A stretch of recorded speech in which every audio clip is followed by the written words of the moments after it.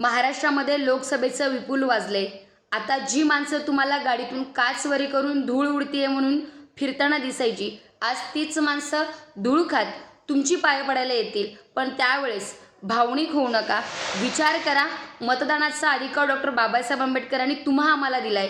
मग तो अदानी असो की अंबानी असो की रोडेवरचा भिकारी असो, त्याला एकच मतदान करण्याचा अधिकार दिलाय। जर बाबासाहेबांनी 100 वेळा मतदान करण्याचा अधिकार दिला असताना जे उमेदवार उभे आहेत ते अख्खा दिवस त्या भूतवरती बसून स्वतःला मतदान करून घेतले असते, पण असं जमत नाही। इथं तुमच्या आमच्यावरती जगू नयेत। या लोकशाहीमध्ये प्रजेला राजा आणि जो उमेदवार आहे त्याला प्रजेचा म्हणजे काम करता समजलं जातं। मग तुम्ही जर खरे राज्य असाल तर कुणी येत असेल आश्वासनं देत असेल तर आश्वासनांना बळी पडू नका।